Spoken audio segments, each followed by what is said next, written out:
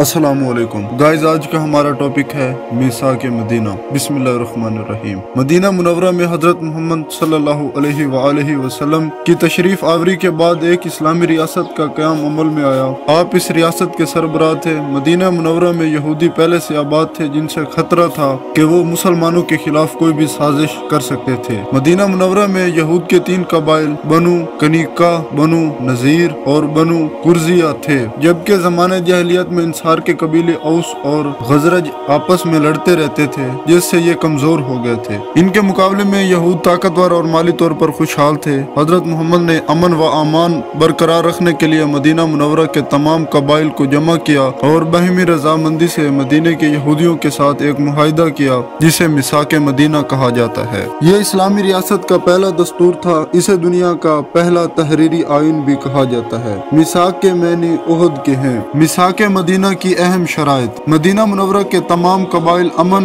و امان سے رہیں گے اور امن کے قیام میں سب لوگ برابر کے شریک ہوں گے۔ کسی بیرونی دشمن کے حملے کی صورت میں سب مل کر دشمن کا مقابلہ کریں گے۔ نمبر 3، معاہدہ کے فریق آپس میں خیر خواہی اور بھلائی کا برتاؤ کریں گے۔ نمبر 4، معاہدہ کے فریق مدینہ منورہ میں فساد برپا نہیں کریں گے۔ نمبر 5، مظلوم کی مدد کی جائے گی۔ نمبر 6، معاہدہ کے فریق میں سے کوئی بھی قریش مکہ کو پناہ نہیں دے گا۔ نمبر 7، ہر فریق کو مذہبی آزادی حاصل ہوگی، کوئی اس کے مذہبی معاملات میں مداخلت نہیں کرے گا۔ نمبر 8، باہمی اختلاف کی صورت میں حضرت محمد صلی اللہ علیہ وآلہ وسلم کا فیصلہ تمام فریق تسلیم کریں گے۔ نمبر 9، کوئی آدمی اپنے حلیف کی وجہ سے مجرم نہیں ٹھہرے گا۔ اور میثاق مدینہ ہجرت کے پہلے سال طے پایا۔ میثاق مدینہ کی اہمیت اور فوائد: اس معاہدے کے روح سے نبی کریم صلی اللہ علیہ وآلہ وسلم کو ریاست کا سربراہ تسلیم کر لیا گیا۔ نبی کریم نے مختلف قبائل اور مذہب کے لوگوں کو ایک جھنڈے تلے جمع کیا۔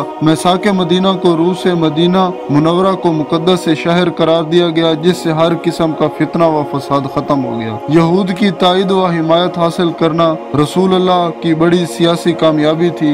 میثاق مدینہ ایک سیاسی اور معاشرتی منشور تھا جس کی بنیاد پر اسلامی ریاست کی بنیاد رکھی گئی۔ اس معاہدہ کو روح سے مدینہ منورہ کا دفاع اور مضبوط ہو گیا۔ مدینہ منورہ کے سب لوگوں کو امن و سکون کا ماحول میسر ہو گیا۔ مدینہ منورہ کے مسلمانوں کو اپنا دین سیکھنے، سمجھنے اور اس پر عمل کرنے کا موقع میسر آ گیا۔ میثاق مدینہ سے ہمیں یہ درس ملتا ہے کہ دیگر اقوام کے مذہبی، معاشرتی اور سیاسی حقوق کو تسلیم کیا جائے۔ یہ معاہدہ مذہبی رواداری کی اعلیٰ ترین مثال ہے۔ آج بھی دنیا میں امن کے قیام کے لیے میثاق مدینہ مشعل راہ کی حیثیت رکھتا ہے۔